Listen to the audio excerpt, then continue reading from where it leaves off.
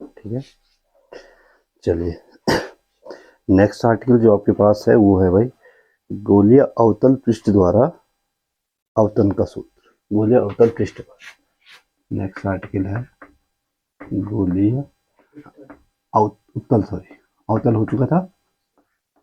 गोलीय अवतल पृष्ठ पर अपवर्तन का सूत्र। अपवर्तन का सूत्र, उत्तल के लिए अपवर्तन का सूत्र क्या हुआ था, याद है? n upon V minus one upon U equal to n minus one upon R आया था। फॉर्मूला आया था n upon V minus one upon U equal to n minus one upon capital R, जहाँ यू वी और R के अपने सांकेतिक अर्थ हैं भाई, ये आप लोग जानते हैं कौन किसका संकेत है। अब बात आती है कि उत्तल पृष्ठ पर अपवर्तन का सूत्र भी क्या यही होगा? बिल्कुल यही होगा। ध्यान रहे कि सूत्र नहीं बदलता है, ठीक है ना, चाहे वो उत्तल के लिए हो चाहे वो अवतल के लिए हो, सिर्फ बदलेगा उसको निकालने का तरीका। ठीक है, और इसके लिए हमारे पास सपोज के लिए गोलीय उत्तल पृष्ठ पर निकाल रहे हैं, तो हम एक उत्तल पृष्ठ लेंगे, उसके द्वारा अपवर्तन लेंगे। ठीक है, और सपोज के लिए गोलीय, ये उत्तल पृष्ठ है भाई, ऐसे होता है पृष्ठ, ये गोलीय उत्तल पृष्ठ है। इस साइड जो है ये पूरा किससे बना होगा? मैक्सिमम कांच से बना होगा। मैक्सिमम का मतलब ये है कि लगभग सारे लेंस किससे बने होते हैं?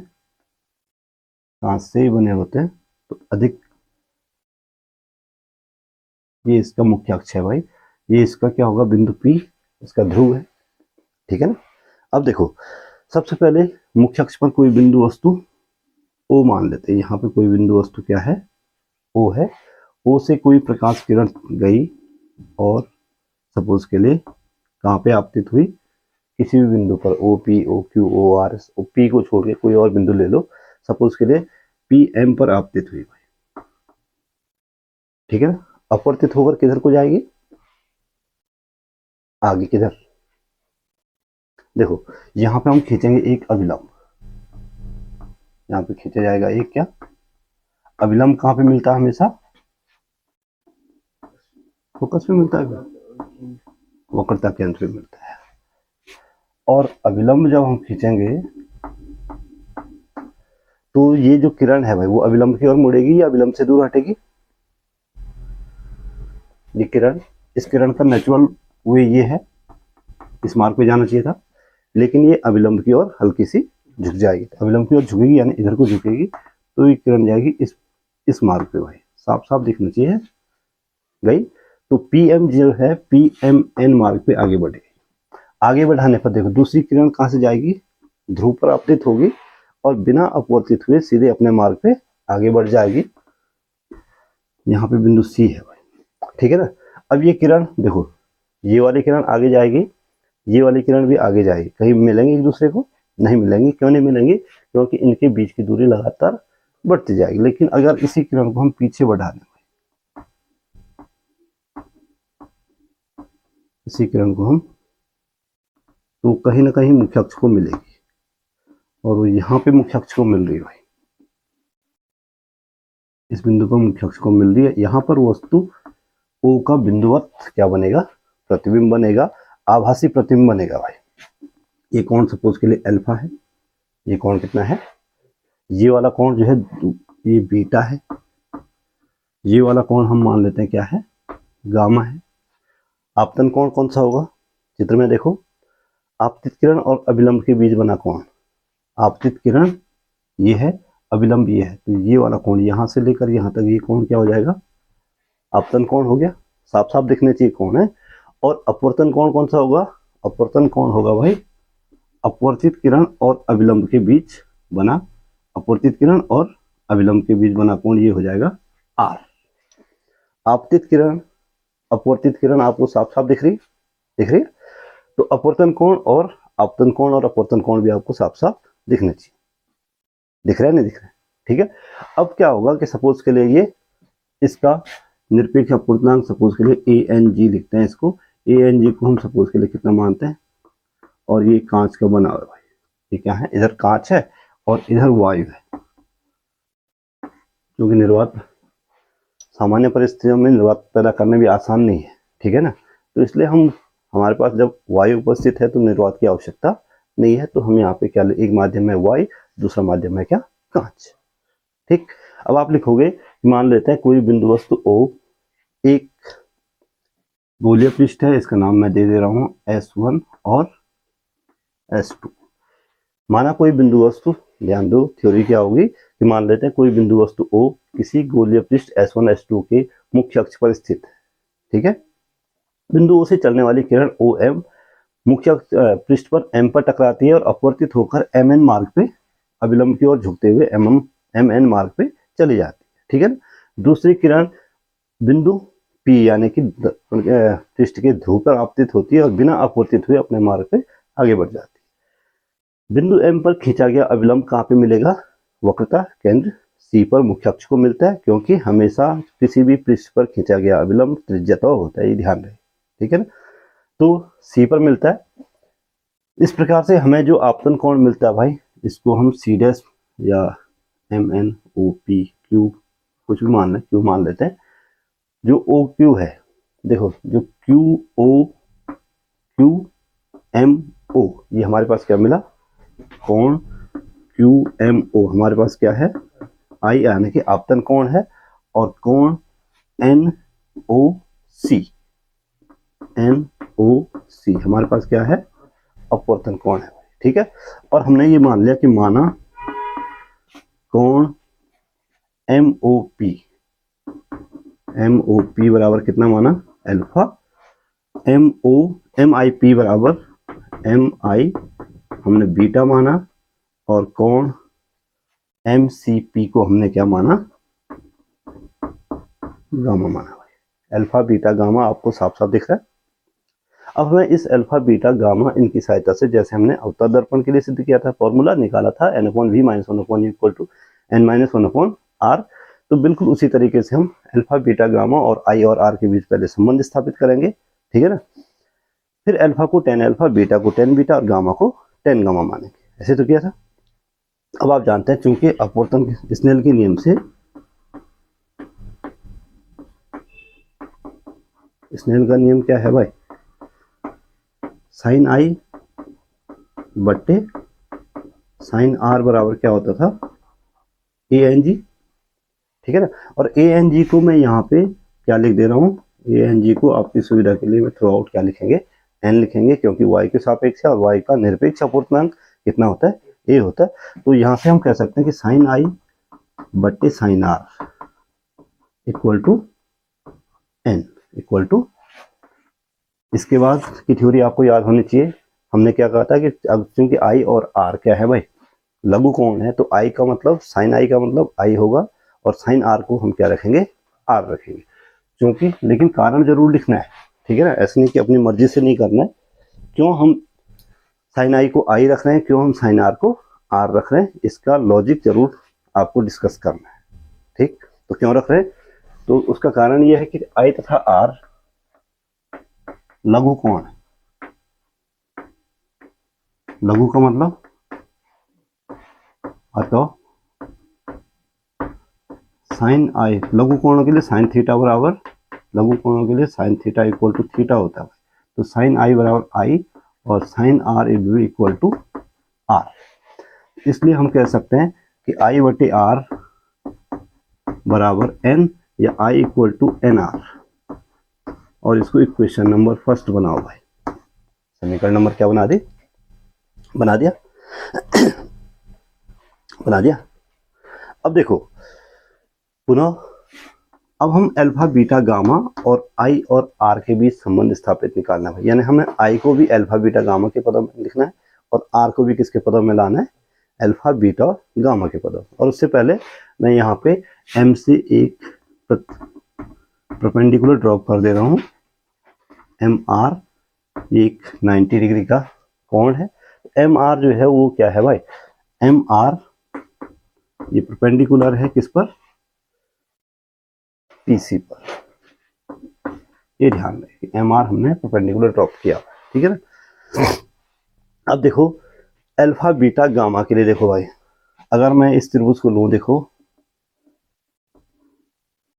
ध्यान से देखो, इसको मैं ऐसे ले रहा हूं, ये कोण, ये Q है, यहाँ ये C है, ये O है, ये अल्फा है, ये गामा है, और ये कोण I है भाई। दिख रहा है आप लोगों को ऐसा चित्र?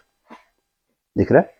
देखो इस वाले त्रिभुज में ले रहा हूँ O M या MOC में ले रहा हूँ, ये उसका बहिष्कोण है, ये अल्फा है और ये क्या है? गामा है। तो बहिष्कोण पर में त्रिभुज MOC में हम क्या लगाएंगे? बहिष्कोण, बहिष्कोण पर में से बोलो कौन बोलेगा?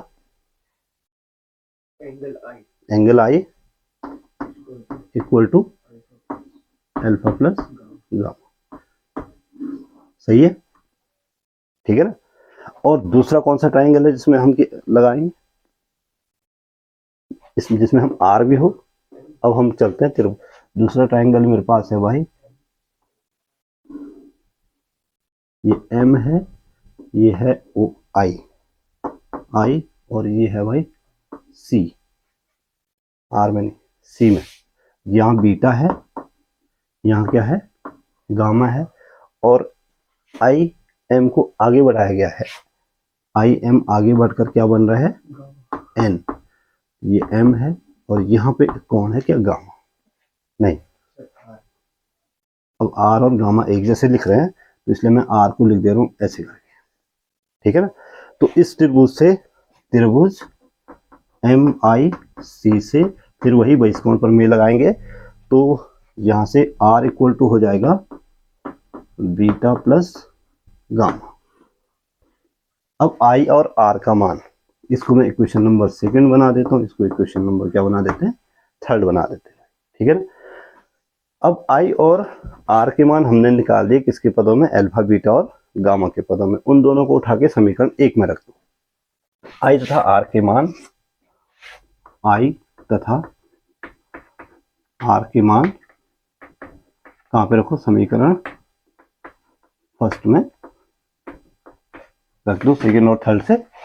तो यहाँ से I इक्वल टू NR था, I की जगह पे आया भाई alpha plus gamma, alpha plus gamma equal to N R की जगह बीटा प्लस गामा। ठीक है ना? इतना कर सकते हैं। अल्फा बीटा गामा के पदों में हम क्या ले आए, और इसको मैं बना देता हूँ समीकरण नंबर 4। ये सबसे महत्वपूर्ण समीकरण है। अब इसके बाद क्या बताया था? इसके बाद थ्योरी ये थी कि चूंकि I और R अल्प कोण है, लघु कोण है, तो अल्फा बीटा और गामा भी क्या होंगे? लघु कोण होंगे। चूंकि आप यही पूरी थ्योरी लिखोगे, क्योंकि I तथा R लघु कोण है, इसलिए अल्फा बीटा और गामा भी क्या होंगे? लघु कोण है। और इसलिए लघु कोणों के लिए, लघु कोणों अल्फा बीटा और गामा के लिए अल्फा बराबर हो जाएगा भाई tan अल्फा, बीटा बराबर हो जाएगा tan beta, and gamma equal to, gamma will be equal to tan gamma. ठीक है? अब थोड़ा सा tan alpha, tan beta, tan gamma पे ध्यान दो। तो त्रिभुज अल्फा किस वाले में है? इसमें है, बीटा इसमें है, और गामा इस वाले में है। तो हम पहले लेंगे त्रिभुज MRO से। MRO दिख रहा है? ये कोण कितना है? अल्फा है। ठीक है ना? और ये वाली भुजा देखो, ये लंब हो जाएगा, ये आधार हो जाएगा, ये क्या हो जाएगा? अल्फा कोण के लिए अल्फा कोण के सामने की भुजा लंब, उससे संलग्न भुजा आधार, और जो सबसे बड़ी भुजा है, तिरछी भुजा है, वो क्या हो जाएगी? कर्ण हो जाएगी। ठीक है? तो अल्फा बराबर, इसलिए अल्फा बराबर क्या हो जाएगा भाई? tan alpha, alpha equal to, और tan अल्फा बराबर क्या होता है? लंब बटे आधार, MR बटे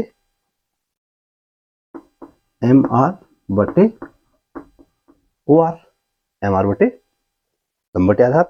अब देखो भाई, चूंकि अगर इस पृष्ठ जो है छोटा है, अल्फा बीटा गामा चूंकि छोटे कौन है, छोटा होगा तो जो आर है वो लगभग बिंदु पी के क्या होगा, अत्यंत निकट होगा। आपको ये लिखना है, ये थ्योरी बीच बीच में लिखनी है कि चूंकि पृष्ठ छोटा है इसलिए जो आर बिंदु है वो लगभग पी के नजदीक होगा। तो पी आर को नेग्लेक्ट कर देना, पी आर जो लेंथ है पी आर ये नेग्लिजिबल है भाई। नेग्लिजिबल का मतलब होता है नगण्य। इस दूरी को हम क्या मान सकते हैं, नगण्य मान सकते हैं। और इसलिए हम बिंदु आर को कहाँ पे स्थित मानेंगे, कहाँ पे मानेंगे, पी पे मानेंगे। तो एम आर बट्टे ये एम आर बट्टे ओ आर की जगह पे क्या हो जाएगा, ओपी। ओ आर की जगह क्या हो जाएगा, ओपी। अब देखो यानी कि एम आर बट्टे ओपी क्या है भाई, ओपी ये क्या है, ध्रुव से वस्तु की दूरी है, ध्रुव से। तो और माइनस यू है, क्या है, यू है कि नहीं है, वस्तु की दूरी को क्या लिखते हैं, माइनस यू। तो 10 अल्फा, अल्फा का मान ये निकला भाई, निकला। बीटा बराबर हो जाएगा, beta will be equal to 10 beta equal to, बोलो अब किस वाले त्रिभुज से, त्रिभुज, अब मैं दोबारा त्रिभुज नहीं बना रहा हूं, त्रिभुज एम आर आई से, एम आर, बोलो कौन बोलेगा, सही बोल रहे हैं, एम आर बट्टे आई आर, लंब बटे आधार। एम आर का मान एम आर ही रहेगा, आई आर को हम लिख सकते हैं, आई आर किस क्या लिखा जाएगा, I R will be return I P, क्योंकि आर जो है पी पे है लगभग। तो अब आई पी क्या है भाई, एम आर आई पी क्या है, वस्तु की दूरी है वो, आई आर। आई क्या है, प्रतिबिंब है। तो यहां से लेकर यहां तक की दूरी क्या होगी, वी होगी ना। और इधर क्या है, माइनस में है, तो माइनस भी, ये निकला किसका मान, 10 बीटा का। और गामा इक्वल टू क्या हो जाएगा, त्रिभुज, तीसरा त्रिभुज कौन सा लूं बोलो, एम आर सी में है गामा, त्रिभुज एम आर सी से, बोलो gamma equal to 10 gamma equal to, बोलो 10 बराबर लंब बटे आधार एम आर बटे आर सी, एम आर बटे R C equal to M R बटे आर सी को हम लिख सकते हैं पी सी। एम पी कहाँ से लिख रहे हैं, एम आर को एम पी क्यों लिखेंगे, एम तो ये तो वो है ना,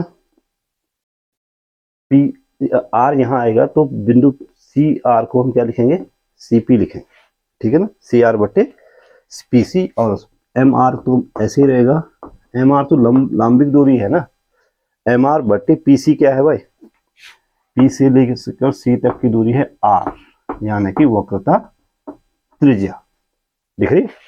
तो अभी पॉजिटिव होगी निगेटिव होगी, पॉजिटिव। अभी आर और इस आर में कंफ्यूज मत होना है, ठीक है ना, ये आर जो है रेडियस ऑफ कर्वेचर है, ये आर पॉइंट है, ठीक है।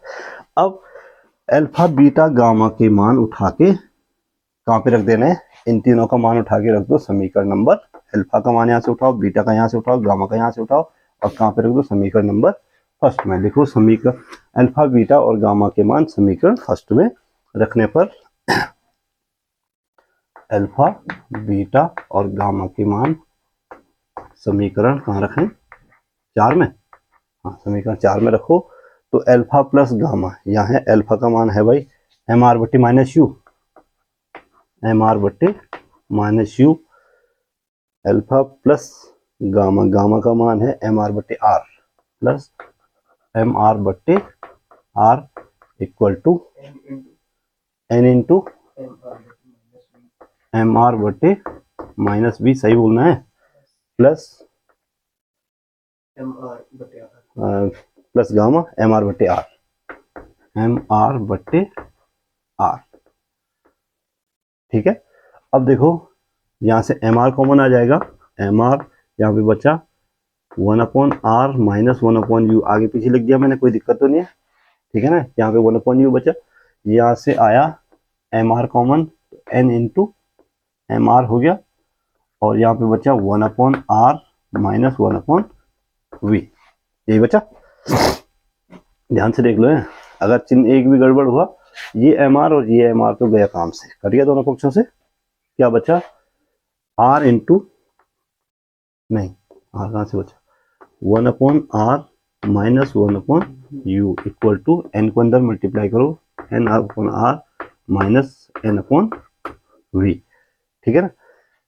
n/V को इधर ले आएंगे तो n/V माइनस वाला इधर आके प्लस हो जाएगा, n/V माइनस 1/U, n/R यहाँ पहले से है, प्लस 1/R इधर जाके माइनस 1/R हो जाएगा, ये देखिए इधर गया, ठीक है ना। और यहाँ से n/V माइनस 1/U, दोनों का एलसीएम समान है, n माइनस 1/R। यही उत्तल दर्पण के लिए, यही उत्तल दर्पण नहीं रहे, उत्तल पृष्ठ के लिए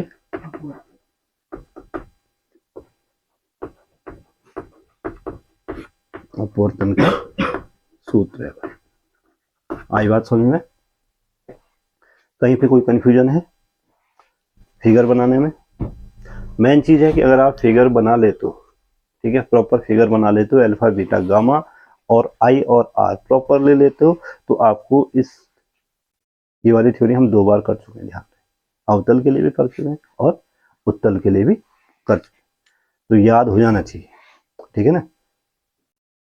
आसान है, कर लोगे, दोबारा बताने की जरूरत तो नहीं है, रिपीट की जरूरत नहीं है, ठीक है। तो ये हो गया तुम्हारे लिए क्या, किस दर्पण के लिए, उत्तल दर्पण नहीं, बार बार दर्पण, उत्तल पृष्ठ के लिए किसका फॉर्मूला। और एग्जाम में ज्यादातर देखना, मैक्सिमम प्रोबेबिलिटी ये है कि अवतल की जो अवतल कम आता है और उत्तल ज्यादा पूछा जाता है, उत्तल पृष्ठ वाला, ठीक है ना। लेकिन ये चीज भी ध्यान देने की है कि दोनों, अगर आपने एक बार थोड़ा सा समझा है तो दोनों के दोनों उतने ही आसान है, ठीक है ना। केवल U, V और R के चिन्हों का ध्यान रखना है, चिन्ह परिपाटी का ध्यान रखना है, बाईं ओर के चिन्ह ऋणात्मक, दाईं ओर के चिन्ह धनात्मक, ऊपर वाले चिन्ह धनात्मक मुख्य अक्ष से और नीचे वाले चिन्ह ऋणात्मक लेना है, इतना ध्यान रखना है। आगे बढ़े, इसके बाद नेक्स्ट आर्टिकल, हाँ, और ये कुछ पॉइंट्स हैं जो आपको डिस्कस करने हैं। पहला है कि गोलीय पृष्ठ के मुख्य फोकस, गोलीय पृष्ठ के, अब गोलीय दर्पण था, गोलीय दर्पण का सिर्फ एक ही मुख्य पृष्ठ होता था, एक ही मुख्य फोकस होता था, क्योंकि उसमें जो प्रकाश किरण थे भाई वो एक ही माध्यम में होती थी, या तो वो हमेशा दर्पण के बाईं ओर ही रहती थी, दाईं ओर नहीं जाते थे ना। यहाँ पे जो प्रकाश किरण है वो दर्पण नहीं है, बल्कि हमारे पास क्या है इस समय, पृष्ठ है। तो प्रकाश किरण दर्पण के बाईं ओर भी आपको मिलेंगी और दर्पण के दाईं ओर भी मिलेंगी, ठीक है ना। इसलिए जो प्रतिबिंब है वो भी दोनों ओर बन सकता है, ठीक है ना। तो अब हमें क्या करना है, दर्पण के मुख्य फोकस डिफाइन करने में। तो मुख्य फोकस 2 प्रकार के होते हैं, एक तो होता है प्रथम मुख्य फोकस, एक को बोलते हैं क्या, और दूसरे को बोलते हैं द्वितीय मुख्य फोकस। द्वितीय किसी भी पृष्ठ के, किसी भी गोलीय पृष्ठ के 2 मुख्य फोकस होंगे, एक प्रथम मुख्य फोकस और एक द्वितीय मुख्य फोकस, ठीक है ना। बात समझ में आ रही है? प्रथम मुख्य फोकस को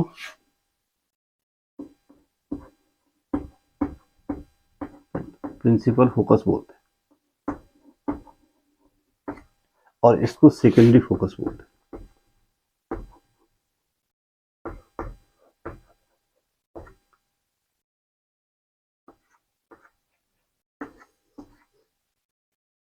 principal focus and secondary focus.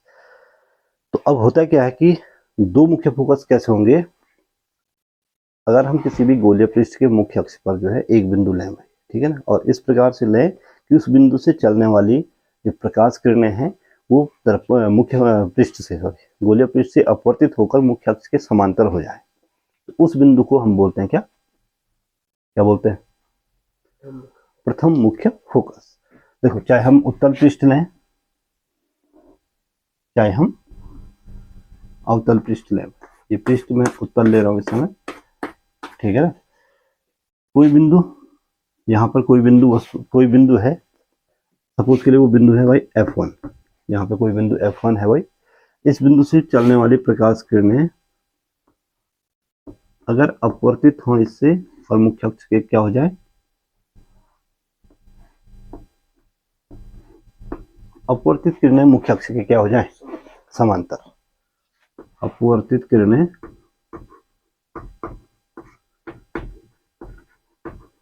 मुख्य अक्ष के समांतर हो जाए।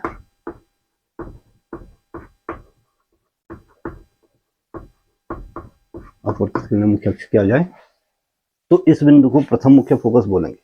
इस बिंदु F को क्या बोलेंगे, प्रथम मुख्य फोकस। और प्रथम मुख्य फोकस से दर्पण के ध्रुव पृष्ठ की ध्रुव तक की दूरी को प्रथम मुख्य फोकस दूरी बोलते हैं और इसको F1 लिखते हैं। तो क्या लिखते हैं, और इस F1 को बोलते हैं प्रथम मुख्य फोकस दूरी। प्रथम मुख्य फोकस, बात समझ में आई? थ्योरी क्या है, थ्योरी क्या लिखोगे, थ्योरी ये लिखोगे आप कि किसी भी गोलीय पृष्ठ के मुख्य अक्ष पर स्थित वह बिंदु जिससे गोलीय पृष्ठ पर आपतित प्रकाश किरणें अपवर्तन के पश्चात मुख्य अक्ष क्या हो जाती है, समांतर हो जाती है, गोलीय पृष्ठ का प्रथम मुख्य फोकस कहलाता है। गोलीय पृष्ठ का प्रथम मुख्य फोकस कहलाएगा। बात समझ में आ गई? इसको F1 से प्रदर्शित करते हैं और F1 से जो है ध्रुव तक की दूरी को प्रथम मुख्य फोकस दूरी बोलते हैं और इसको स्मॉल F1 से प्रकट करते हैं। इतना कर सकते हो, इतना कर सकते हैं कि नहीं कर सकते?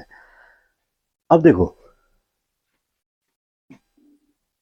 गोलीय पृष्ठ के अपवर्तन, गोलीय पृष्ठ के लिए या गोलीय पृष्ठ पर अपवर्तन का सूत्र क्या है भाई? अपवर्तन सूत्र से आप जानते हैं n/v - 1/u बराबर क्या होता था, n-1/, समीकरण नंबर 1, इसको अभी आप पढ़ चुके हैं। अब प्रथम मुख्य फोकस के लिए, प्रथम मुख्य फोकस के लिए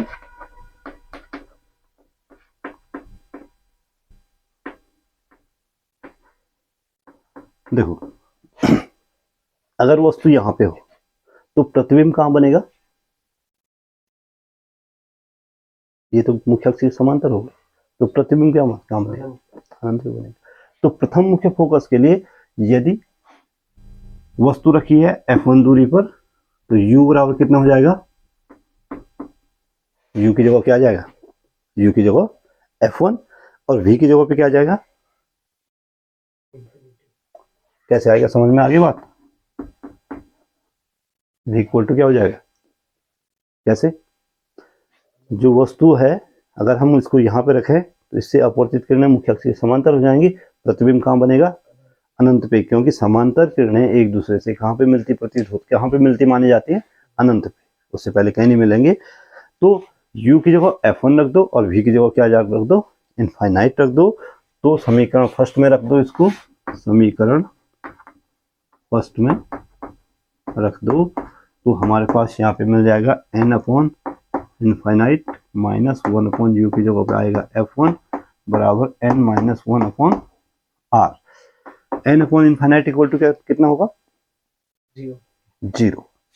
0 equal to 1, sorry 0 - 1/F1 equal to n-1/r। या F1 बराबर कितना हो जाएगा, F1 बराबर हो जाएगा -r/n-1। F1 equal to minus, देखो ये वाला माइनस चिन्ह मैं इधर ले गया, दोनों पक्षों की भिन्न क्या हो गई, उल्टी हो गई। तो F1 इक्वल टू -r/n-1, ये तुम्हारा गोलीय पृष्ठ का प्रथम मुख्य फोकस है। बात समझ में आ गई कि नहीं है? अब गोलीय पृष्ठ का द्वितीय मुख्य फोकस, गोलीय पृष्ठ का गोलीय पृष्ठ का द्वितीय मुख्य फोकस। अब देखो कि अब ये इमेजिन करो कि कोई वस्तु अनंत पे है भाई। अब इसके लिए उत्तल पृष्ठ बना लूं मैं या उत्तल बनाऊं, जो तुम बोलोगे वो बना दो, कोई भी पृष्ठ बना लो, ठीक है ना। अब देखो ये उत्तल पृष्ठ है S1 और इसका मुख्य अक्ष है, इसका क्या है दिख रहा है, इसका ध्रुव क्या है P। अब मुख्य अक्ष के समांतर आने वाली किरणें, अगर मुख्य अक्ष के समांतर ये कोई किरण आई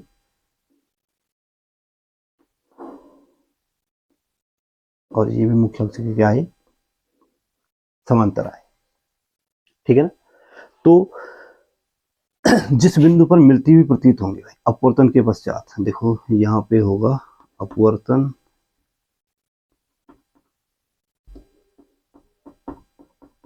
ये, और ये भी मिलेंगे C पर, ये भी कहाँ मिलेंगे, ये बिंदु हो जाएगा C, ये अविलंब हो गया। तो ये अविलंब की ओर झुकेंगे, ये क्या होंगे अविलंब की ओर झुकेंगे।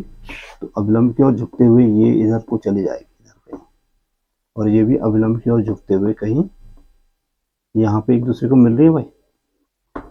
इस पॉइंट को जहां पर मिलती है उस पॉइंट को F2 लिखते हैं, पॉइंट को क्या लिखते हैं F2, और इस 2 पॉइंट को बोलते हैं द्वितीय मुख्य फोकस, और ध्रुव से F2 के बीच की दूरी को बोलते हैं द्वितीय मुख्य फोकस दूरी, और इसको क्या लिखते हैं स्मॉल f2। थ्योरी समझ में आ गई, लिख लोगे, सिंपल सी बात है। क्या मुख्य अक्ष के समांतर आपतित प्रकाश किरणें, मुख्य अक्ष के समांतर आपतित प्रकाश किरणें अपवर्तन के पश्चात जिस बिंदु पर मिलती हैं या मिलती हुई प्रतीत होती हैं उस बिंदु को गोलीय पृष्ठ का द्वितीय मुख्य फोकस कहा जाता है। उसको कैपिटल F2 लिखते हैं। कैपिटल F2 की ध्रुव P से दूरी को द्वितीय मुख्य फोकस दूरी बोलते हैं, इसको स्मॉल f2 लिखते हैं। क्लियर हो गई बात, ठीक है। अब द्वितीय मुख्य फोकस, द्वितीय मुख्य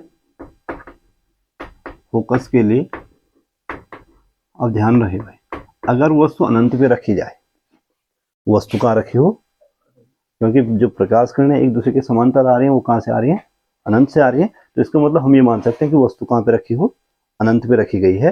तो प्रतिबिंब कहाँ पे बनेगा द्वितीय मुख्य फोकस पर बनेगा। अगर हम वस्तु को अनंत पे रखें u equal to infinite, u equal to, तो v इक्वल टू क्या हो जाएगा, प्रतिबिंब कहाँ पे बनेगा द्वितीय मुख्य फोकस पर बनेगा। तो प्रतिबिंब की दूरी हो जाएगी स्मॉल f2, वस्तु की दूरी हो जाएगी ध्रुव से कितना इनफाइनाइट। बात समझ में आ रही है।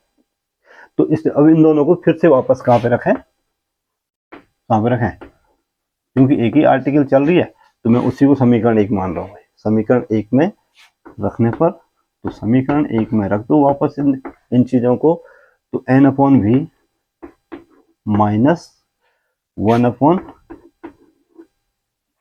नहीं n/v की जगह पे क्या आ जाएगा f2 minus 1/∞ equal to n-1/r, और यहाँ से 1/∞ इक्वल टू 0, तो n/f2 n/ इक्वल टू, और यहाँ से f2 बटे n, दोनों पक्षों को उल्टा कर दो तो बराबर हो जाएगा r/n-1। फाइनली आपको मिलेगा f2 इक्वल nr बटे n-1। ये समीकरण नंबर क्या बनी, ये वाले समीकरण नंबर 2 बनी थी, तो ये बनी समीकरण नंबर 3। समीकरण 1, समीकरण 2 और समीकरण 3। तो द्वितीय मुख्य फोकस क्या हुआ, द्वितीय मुख्य फोकस दूरी क्या हुआ, ठीक है ना। प्रथम मुख्य फोकस क्या हुआ, प्रथम मुख्य फोकस दूरी क्या हुई, और उसके लिए जो फॉर्मूले हैं वो क्या है भाई, वो मैं आपको बता चुका हूँ, ठीक है ना। प्रथम मुख्य फोकस दूरी के लिए फॉर्मूला है F1 = R/-R/n-1। द्वितीय मुख्य फोकस दूरी के लिए NR/n-1, NR/। अगली बात समझ में आई नहीं आई। अब F1 और F2 के बीच कोई संबंध होता है या नहीं होता है, और अगर वो होता है तो क्या होता है, ये भी हम यहाँ पे कैलकुलेट कर सकते हैं। F1 तथा F2 के बीच संबंध भी हम F1 तथा F2 के बीच संबंध। अब देखो समीकरण फर्स्ट ये है, कहाँ पे, ये वाली, और ये समीकरण 2 है। अगर समीकरण फर्स्ट में समीकरण 2 से भाग दे देते हैं, समीकरण फर्स्ट में सेकंड से क्या दे दो, जरा चेक करो, वीडियो में ये दिख रहा है, इधर जहाँ मैं दिख रहा हूँ दिख रहा है। तो F1 को F2 से भाग दे रहे हैं, तो F1/F2, F1/F2 बराबर F1 का मान कितना है भाई, -R/n-1/F2 का मान है भाई NR/, ये भिन्न उल्टी हो जाएगी, F1/F2 बराबर हो जाएगा -R/n-1 multiplied by n-1/nr। n-1 cancel हो गया, r से r भी क्या हो गया, बचा F1/F2 इक्वल टू कितना बचा, -1/n। तो F2 इक्वल टू हो जाएगा भाई यहाँ पे से -nF1। समीकरण number 4। F2 equal to minus, ये इधर आ जाएगा, F2 इधर चला जाएगा, माइनस चिन्ह चाहे आप इधर लगाओ, चाहे दाएं पक्ष में लगाओ, चाहे बाएं पक्ष में लगाओ। तो F1 और F2 के बीच में संबंध है F2 इक्वल टू -nF1। अगर दोनों और का माध्यम समान हो तो F1 और F2 आंशिक रूप से एक दूसरे के क्या होंगे, बराबर होंगे। दोनों और y है सपोज के लिए, तो F1 और F2 बराबर होंगे, लेकिन दोनों के चिन्ह क्या होंगे, परिवर्तित, एक बाईं ओर होगा और एक क्या होगा, दाईं ओर होगा। बात समझ में आ गई कि नहीं आई, आ गई। तो ये आपके लिए गोलीय दर्पण के लिए, अवतल गोलीय पृष्ठ के लिए, उत्तल गोलीय पृष्ठ के लिए जो है अपवर्तन का फॉर्मूला निकाल दिया, साथ में आपको बता दिया क्या बता दिया, गोलीय पृष्ठ के 2 फोकस होते हैं, प्रथम मुख्य फोकस और द्वितीय मुख्य फोकस, दोनों के लिए फॉर्मूले बता दिए और दोनों फोकस दूरियों में आपसी संबंध बता दिए। इतना बहुत है आज के लिए।